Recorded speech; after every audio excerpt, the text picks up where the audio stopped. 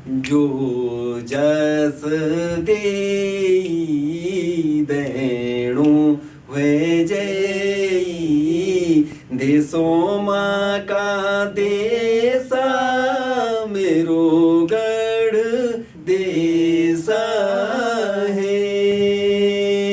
दोनों का अपनी जगह महत्व है, लेकिन गायक का महत्व तभी है जब उसके गीतों का महत्व हो, क्योंकि बोल बहुत बड़ी चीजें होते हैं किसी भी गीत के।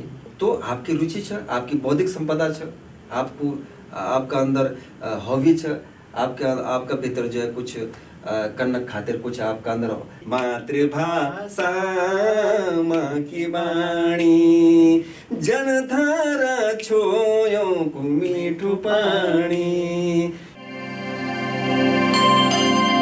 नमस्कार, आप देख रहे हैं उत्तराखंड टाइम। मैं हूं आपके साथ प्रेम पंचोली। हम लोग हर दिन कुछ न कुछ नए लोगों से आपको मिलवाते हैं, और आज मैं जिस व्यक्तित्व से आपको मिलवाने जा रहा हूं वो अद्भुत हैं। हालांकि उत्तराखंड ओपन यूनिवर्सिटी के पत्रकारिता एवं संचार विभाग के आप एचओडी हैं डॉक्टर राकेश रयाल, लेकिन उसके पीछे हम और पीछे जाएंगे और डॉक्टर राकेश रयाल की एक्टिविटी पे हम आज बात करेंगे। तो स्वागत है डॉक्टर साहब आपका हमारे स्टूडियो में, बहुत बहुत स्वागत है। आज हम आपके प्रोफेशनल चीज़ों पे नहीं जाएंगे। आज हम सिर्फ ये सीखना चाहेंगे कि ये कैसे हुआ कि ये स्टेज, गीत, गायन, ऑडियो वीडियो में अपनी आवाज़ का जादू बिखेरने वाला व्यक्ति और सीधे मीडिया और एचओडी उत्तराखंड ओपन यूनिवर्सिटी के संचार एवं पत्रकारिता विभाग के, पर उस पर आज आपसे हम बात नहीं करना चाहेंगे। हम आज की नई पीढ़ी के साथ जो नई पीढ़ी है जो गीत गायन के क्षेत्र में आना चाहते हैं उस पर बातचीत करेंगे। थोड़ा हम आपसे सीखना चाहेंगे कि शुरुआत आपकी कैसे हुई कि आप इस अकादमिक आदमी और गीत गायन के क्षेत्र में आ गए। देखो, कोई भी जो गुण होते हैं जी वो जीन्स में होते हैं। अच्छा।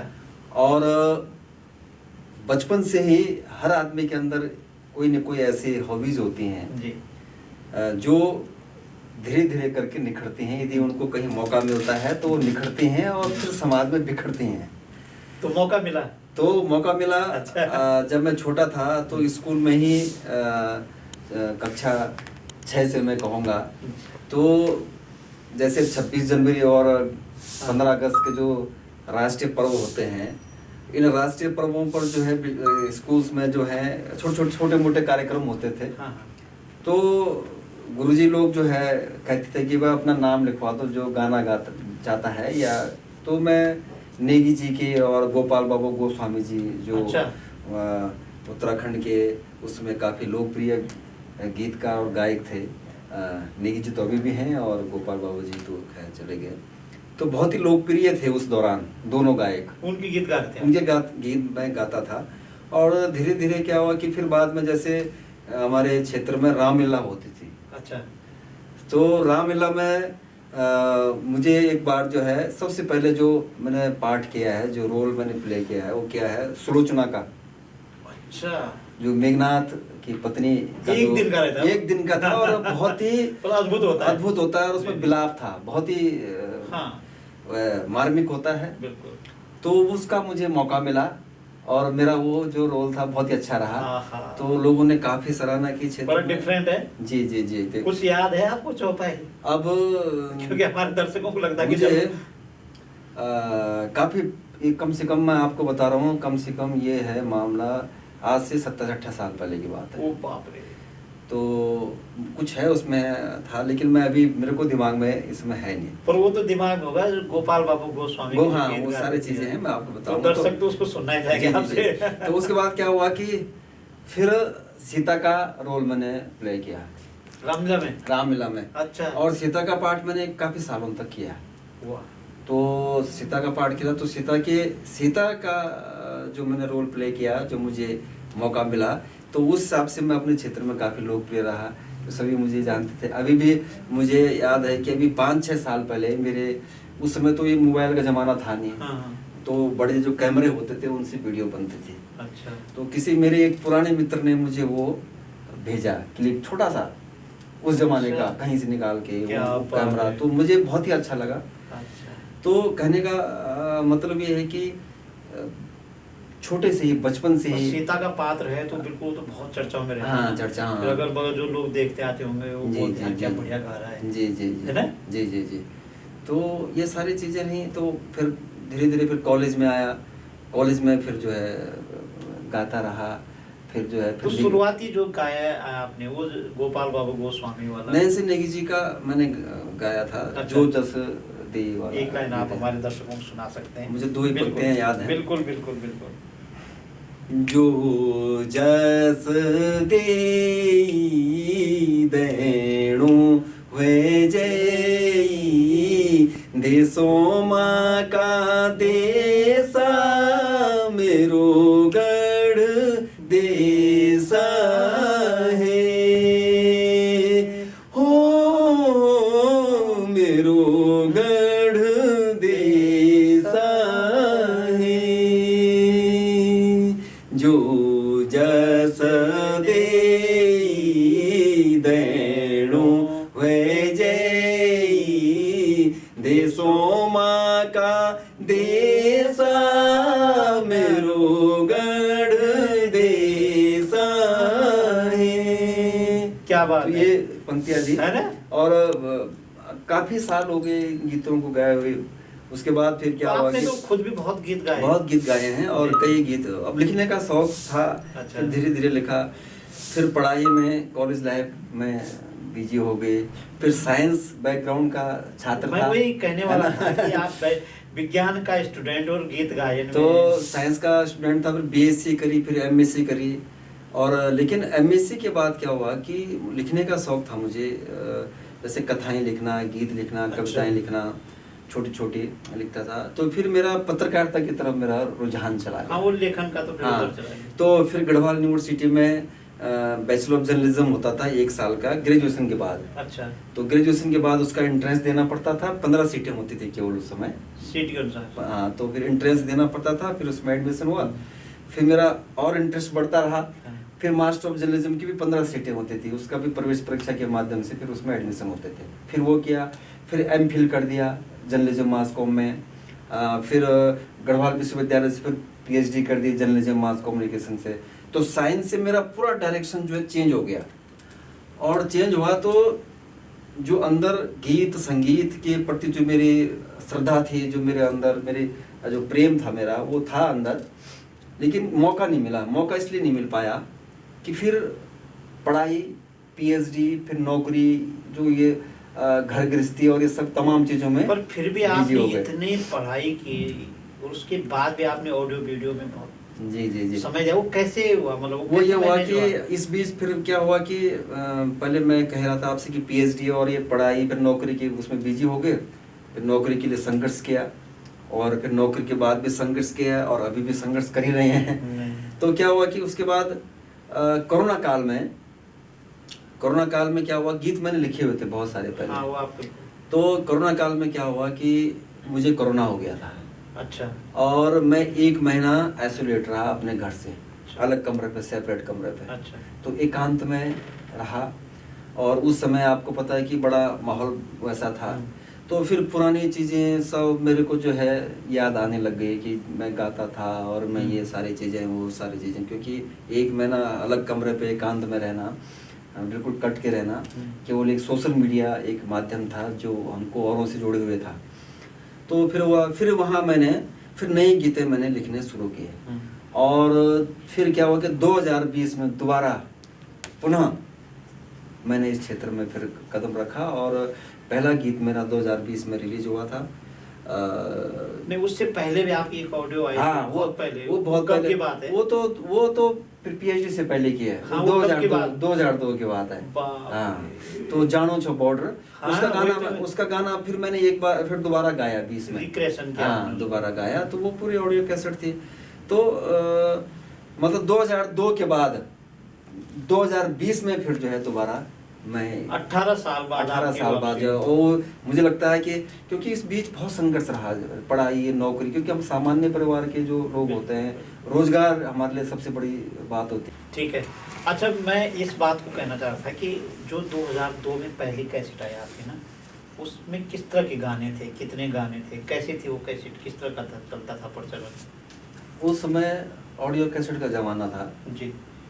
और ऑडियो में क्या था कि एक किस्म से जब आपकी कैसेट किसी के पास जाएगी तो तभी आपको कोई सुन पाएगा, ये था। अच्छा। और आज के ज़माने में तो सोशल मीडिया का ज़माना आज है। एक ही गाना गाते हैं। आज एक गाना गाया और उसको तैयार किया और वो सोशल मीडिया पर वायरल हो जाता है। उसमें 10 गाने? हाँ, उसमें 8 गाने का अच्छा, था, 6 8 गाने का था, 6, 8, 10 इस तरह से। ऐसा भी होता था? हाँ, ऐसा भी होता था। अच्छा। और वो गाने के टाइमिंग पर डिपेंड करता था कि कौन कितना अच्छा, गाना। जैसे बड़े-बड़े गाने हो गए तो हाँ, हाँ, हाँ। वो 6 हो गए। तो ये हो इस तरह से होता था। तो वो केवल एक प्रयास था, वो एक किस्म से उस समय मैंने ट्रायल किया था। वो ज़्यादा रहा नहीं, क्योंकि पढ़ाई के टाइम पे ये सारी चीज़ें जब आदमी का दिमाग रोजगार पर उस पर रहता है तो नहीं हो पाती। उस कैसेट के कुछ गाने याद हैं आपको? एक है अच्छा। गाना, ये मेरी प्यारी वाला था। अच्छा, जो आपने दोबारा फिर से बॉर्डर, गाया। हाँ, बॉर्डर अच्छा। पे जो है। कैसे का टाइटल सॉन्ग था तो वो? उसका, हाँ, उसका था, हे मेरी प्यारी बसंती प्यारी, हे मेरी प्यारी बसंती प्यारी, जाणू छो बॉर्डर प्यारी, जाणू छो मी बॉर्डर, हे मेरी प्यारी बसंती प्यारी, होए मेरी प्यारी बसंती प्यारी, जाणू छो मी बॉर्डर, जाणू छो मी बॉर्डर, लड़ लगली तू कुड़ी झुरैना, लड़ लगली तुझ कुड़ी झुरैना, जीती की झट ओलू घर प्यारी, जीती की झट ओलू घर। तो ये था। ये कोई कहानी है? हाँ, कि मतलब एक जो फौजी है, अच्छा। और खासकर मैंने आईटीबीपी के जवान के लिए, ये जो बॉर्डर पर आईटीबीपी। आपके घर में कोई है मिलिट्री? मेरे घर में कोई नहीं है। कैसे आई ये फीलिंग फिर? अब जो देखते हैं हम समाज अच्छा। में, जो कभी लेखक होता है वो समाज कोई अपना घर समझता है, समाज को ही अपना परिवार समझता है। तो वो सारी चीज़ें दिमाग में आई, तो आईटीबीपी के जवान के लिए मैंने ये पंक्तियाँ लिखी थी। तो इस तरह से था, उसमें दोनों का संवाद है। अच्छा। और मेल फीमेल। हाँ, तो उस समय तो मैंने खैर इसको सिंगल गाया था। इस अच्छा। दूसरा बार जब गाया तो अनीसा रांगण ने मेरे साथ इसको गाया था। अच्छा। हाँ, बहुत सुंदर। तो अच्छा था। और उसके अलावा जो भी मेरे गीत हैं, जो मैंने दोबारा शुरू की। तो 18 साल बाद आपको कैसे लगा कि दोबारा इस क्षेत्र में आना है? अब वो आप तो पत्रकारों को पत्रकार बना रहे हैं, सामाजिक कार्यकर्ताओं को आप बना रहे हैं। तो असल पत्रकार का मतलब एक सोशल वर्कर ही हुआ। सोशल वर्कर ही हुआ। तो सामाजिक कार्यकर्ता को बनाना, जी जी जी जी। मुझे लगता है कि गीत बनाना और सामाजिक कार्यकर्ता को बनाना उतना बड़ा खेल असल है। में मैं आपको बताऊं, गीत भी जहां मनोरंजन के लिए बनाए जाते हैं, वहीं संदेश के लिए बनाए जाते हैं। हाँ। क्योंकि हर गीत में कोई संदेश होता है, और संदेश के साथ साथ मनोरंजन भी होता है, और मनोरंजन के साथ साथ संस्कृति, सभ्यता, परंपराएं भी उस गीत में झलकती हैं, उस समाज के, जिस समाज का वो गीत होता है। जैसे लोकगीत जिसे खास हम कहते हैं, तो उस लोक का, उस विशेष समुदाय का, विशेष क्षेत्र का की संस्कृति उस गीत में झलकती है। भाषा, बोली, पहनाव, खान पान, जो भी है सब चीज़ उसमें दिखता है। वो भी संदेश है। और जो पत्रकारिता की मैं बात की आपने, तो पत्रकारिता का शिक्षक हूँ, तो पत्रकारों का कार्य भी यही है कि वो समाज में जो चीज़ है उसको दिखाना।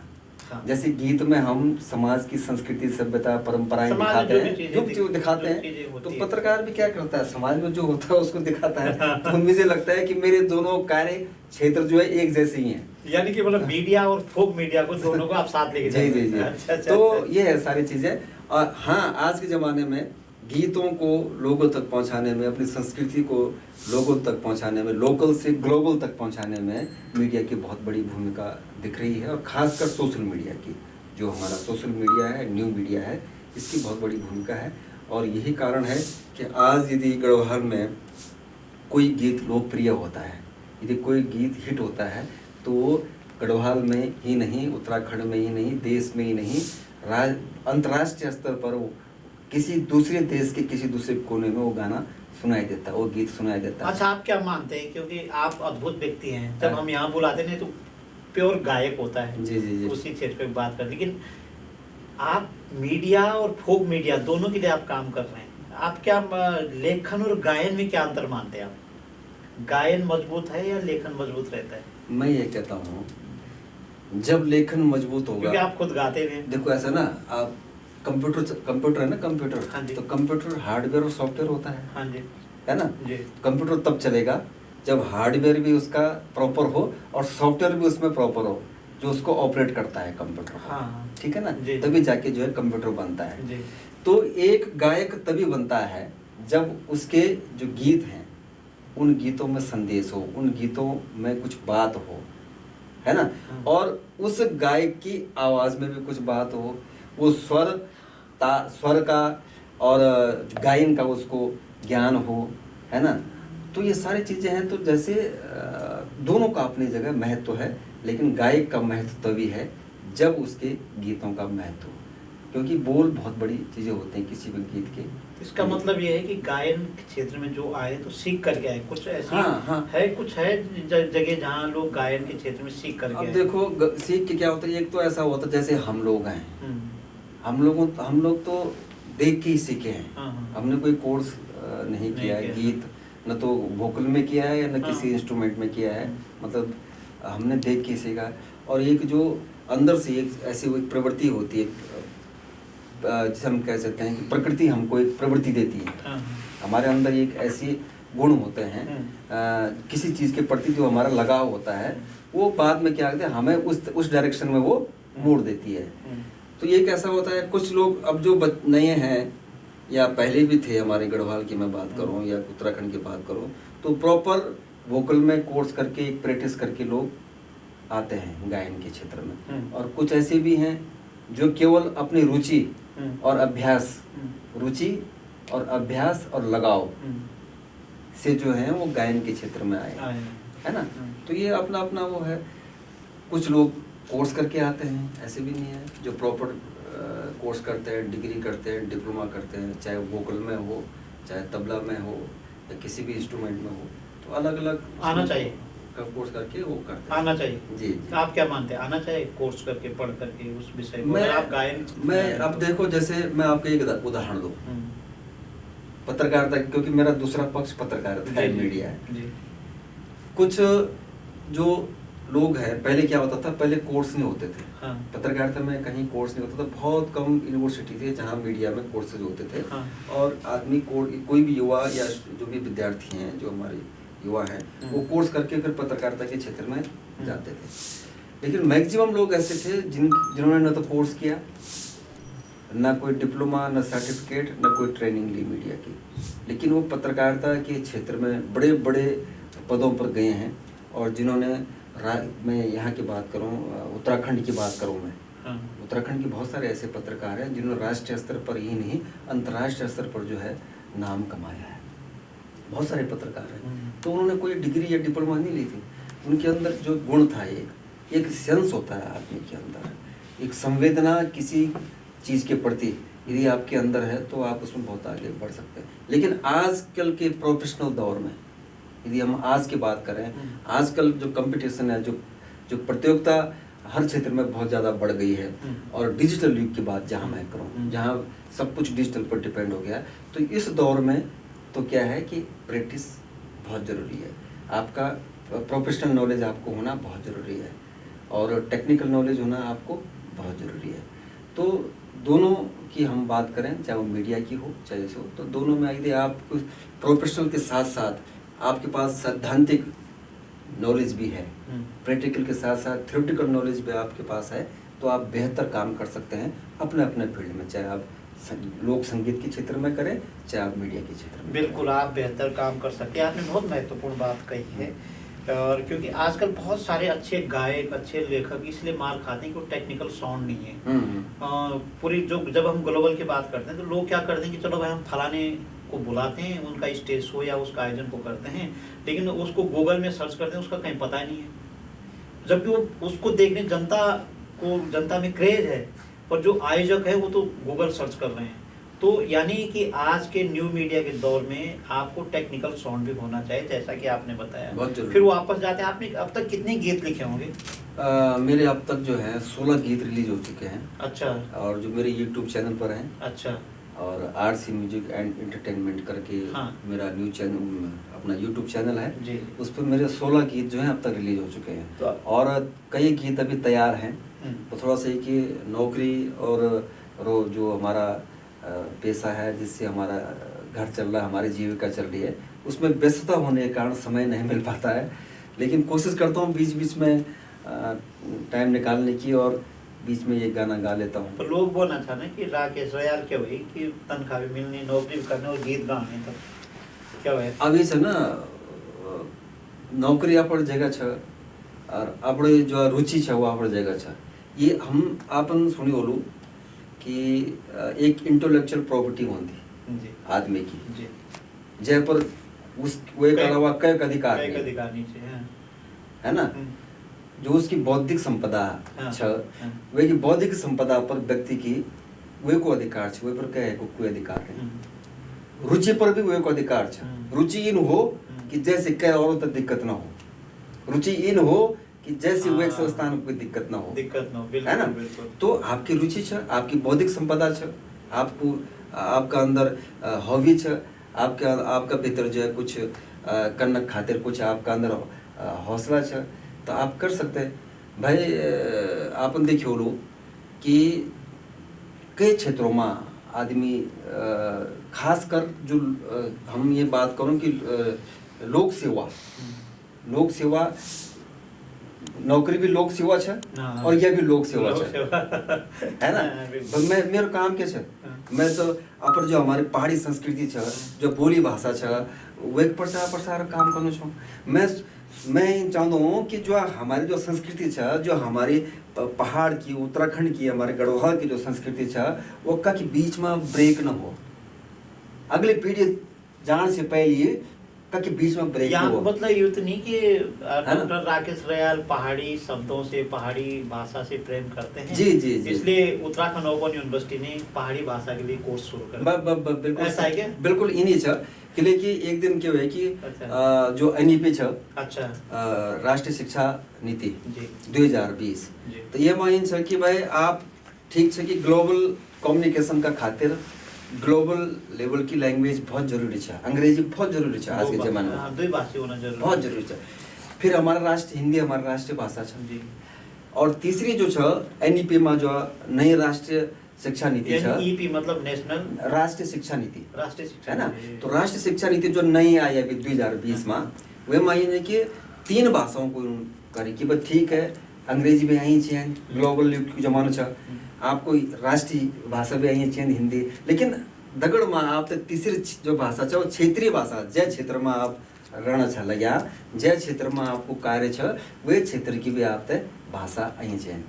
तो वे पर हम विचार तो कर लेंगे। तो कुलपति जी जो छन हमारे प्रोफेसर OPS नेगी जी, अच्छा, तो किले की भी पहाड़ करी छन और उन भी कोशिश उन करबा कि हम भी शुरू कर दो को कर लू। अच्छा, को कर सक दो, कौन करेगा, है ना।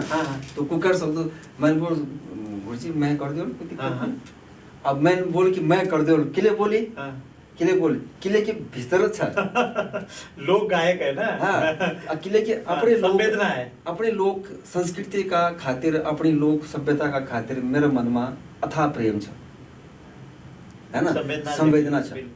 और जब संवेदना छ वो तभी नहीं कि आप जब भी काम शुरू करा आप तक जरूर सफलता मिली। हालांकि आज को दौर थोड़ा सा प्रोफेशनलिज्म की तरफ ज़्यादा चल गई, लेकिन फिर भी संवेदना का जीत हो जाएगी। तो आप बहुत बुनियादी काम जो लोक भाषा को स्थापित करने या लोक भाषा को जिंदा रखने या सुरक्षित या संरक्षण जो भी है, क्योंकि अगर पाठ्यक्रम में या स्कूलों में, कॉलेजों में, विश्वविद्यालय में अगर लोक भाषा पढ़ाई जाती है तो ये उपलब्धि है उत्तराखंड राज्य की। कई बार हमारे जैसे आदमी कहते हैं कि उत्तराखंड की पहचान क्या है, तो हम यहाँ की भाषा कह सकते हैं हमारे स्कूलों में, हमारे कॉलेजों में, विश्वविद्यालय में पढ़ाई जाती है, जिस काम का बुनियादी काम जो डॉक्टर राकेश रयाल कर रहे हैं। अच्छा, हमने सुना कि आपने उत्तराखंड राज्य आंदोलन के लिए गीत गाए। हाँ, उत्तराखंड राज्य आंदोलन खातिर भी मैंने एक गीत गाए। जी। और उस समय आप पढ़ते होंगे। हाँ, और अभी मैं दोबारा जब ये भू कानून चले भी 2-3 साल पहले, अच्छा। 2 साल पहले, हाँ। फिर दोबारा वो तो मैं यूट्यूब चैनल पर लाई। सरकार नाराज नहीं हुई आपसे कि वो तो में कोई वो नहीं है। अच्छा। कि लेकिन हम तो संदेश देखो, संदेश देने में कोई वो नहीं, कोई गलत काम नहीं। आप समाज तक जागरूक कर लिया। देखो, सरकार पर कटाक्ष करना, सरकार पर आरोप लगाना अलग चीज है, और समाज तक जागरूक करना अलग चीज है। क्या बात। तो भू कानून का क्या संदेश है? हैं? भू कानून को जैसे कि वो ये छ जागी जागी जावा, उठी जावा, जागी जावा, उठी जावा, देर होएगे या बेर होएगे। क्या बात है। देर होएगे या बेर होएगे, जागे जावा भूलो उठी जावा, जागे जावा भयो उठी जावा, देर होएगे या बेर होएगे, देर होएगे या बेर होएगे।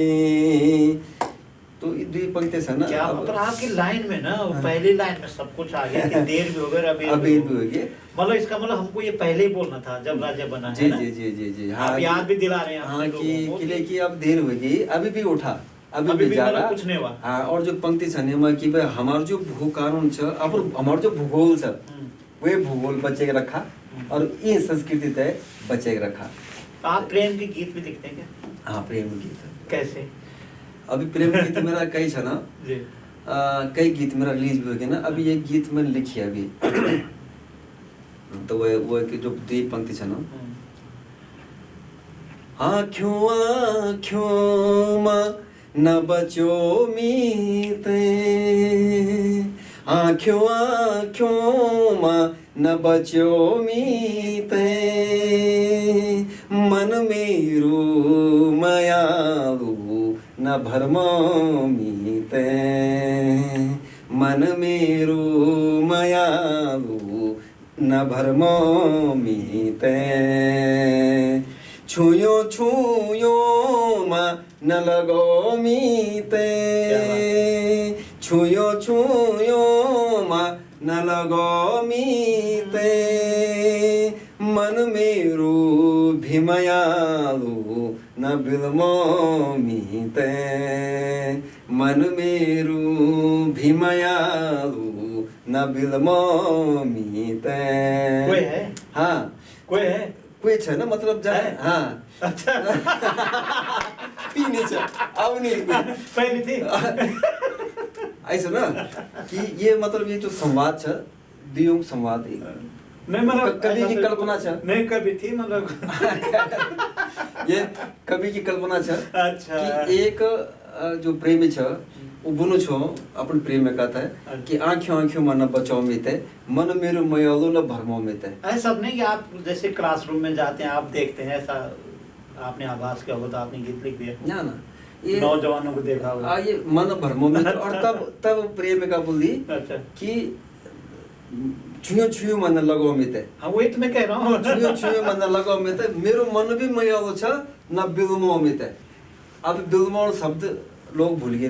बिलमोण आज का तो ये शब्दों तक हम अगली पीढ़ी में ले जाना बिलमोण भटकाना। हाँ है ना? हाँ, क्या हमारे पहाड़ में बोलन गढ़वाल में बिलमो बिलमो, हाँ। बच्चे थोड़ा सा उसका मन थोड़ा सा डाइवर्ट कर दो, मतलब मन डाइवर्ट मत कर मेरा। हाँ। मेरा मन भी मयो वही है। वही मयोलो छ। मेरा मन मयो का मतलब संवेदनशील है। हाँ। तो मुझे बातों बातों पे लगा के मुझे भटका मत, मेरा मन भी मयो। तो ये प्रेम गीत है। ये अभी तैयार होगी, लिखा ली मैंने अभी तो गौर, तब फिर सुन लें आप चैनल पर। ये गीत में और एक खातिर मीना राणा जी के दगड़ में ये गाना था गौलू। मेरा ज्यादातर गीत उनको दगड़ छन गया। अरे हमारा जो लोग प्रसिद्ध तो लोग आजकल चलो आपने एक प्रेम गीत लिखा, और क्या लिख रहे हैं आप आजकल? आजकल एक बोली भाषा पर भी मेरे गीत लिखे। अच्छा, वो कैसा है? वो है, मैंने कई जगह करी, अभी गानों का मौका नहीं मिली। जी। क्योंकि मेरा मेन उद्देश्य घूम फिरे तक फिर वही था। हाँ रुई छुई पर वही छुई, रुई छुई वही छुई। तो मेरे छुई वही से ना कि घूमे फिरे फिर संस्कृति और सभ्यता परंपरा खान पान लेनो देनो रंग व्यवहार क्या बात। खबर सार है ना क्या बात है। वही एक लाइन। तो वही दुई लाइन में आप सुना लो दुई पंक्ति। मातृभाषा माँ की वाणी, क्या मातृभाषा माँ की वाणी, जनधारा नौलों को मीठू पानी, क्या बात है। जनधारा छोयों को मीठू पानी, मातृभाषा माँ की वाणी, मातृभाषा माँ की वाणी, जनधारा छोयों को मीठू पानी, जनधारा छोयों को मीठू पानी, भैर जया हम काम धाणी। क्या बात है।